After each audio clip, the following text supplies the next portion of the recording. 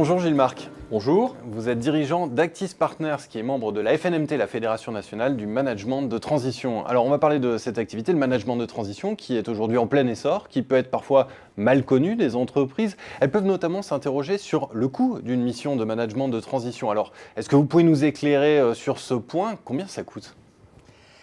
La Fédération édite depuis 2008 un baromètre et qui montre le prix d'une journée de mission de management de transition.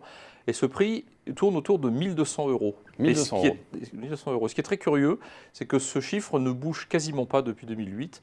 Je dirais, on parlera donc d'une constante. Alors évidemment, l'écart type entre cette moyenne et les missions hautes de direction générale ou les missions un peu plus réduites de management intermédiaire, cet écart type peut être un petit peu important, mais on tourne autour de ce pivot.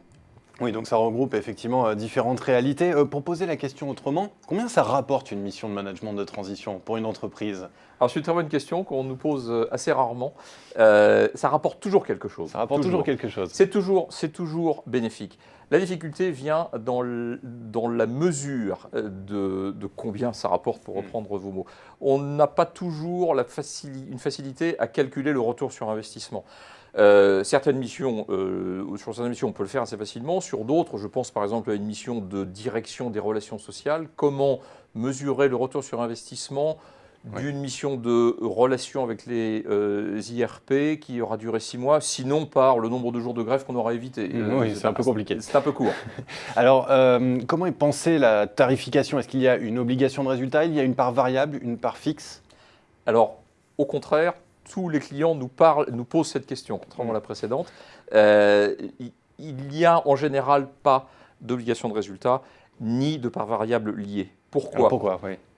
Le management de transition n'est pas du mercenariat qui externalise un plan d'action bien spécifique par lequel un cabinet de management de transition atteint un objectif et revient au bout de quelques mois en disant « mission accomplie ». Ce n'est pas ça notre mission. Notre mission, c'est d'introduire et d'internaliser dans l'entreprise du leadership de façon à ce que, ensemble, avec notre client, nous atteignions le résultat. Ce qui veut dire que si le client ne fait pas ce qu'il faut pour atteindre le résultat, nous ne pourrions pas l'atteindre et nous ne pourrions pas avoir d'obligation de résultat. Donc s'il y a une obligation de résultat, c'est pour les deux parties.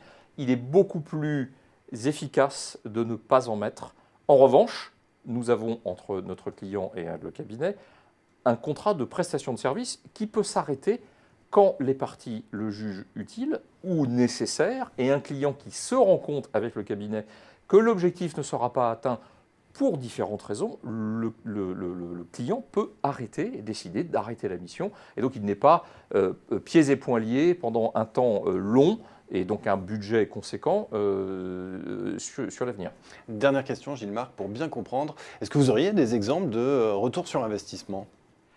Alors oui, j'ai rencontré l'année dernière une société chez qui nous avons fait une mission. Le directeur général a posé devant moi les recommandations d'un cabinet de consulting en organisation et il me dit, si vous mettez en œuvre ces recommandations, le cabinet de consulting nous promet que nous allons gagner 200 000 euros par an. Nous avons mené la mission, qui a duré quelques mois, qui a coûté 100 000 euros.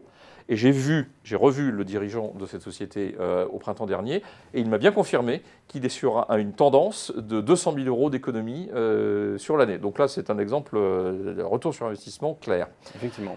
Une autre société a même gagné plus qu'elle ne pensait. C'est un groupe qui détient, qui rachète une filiale qui est en très mauvais état. Elle nous demande de la remettre à peu près d'aplomb, en tout cas en état, et d'être en position de la vendre 1 euro, c'est-à-dire simplement de la remettre sur les rails.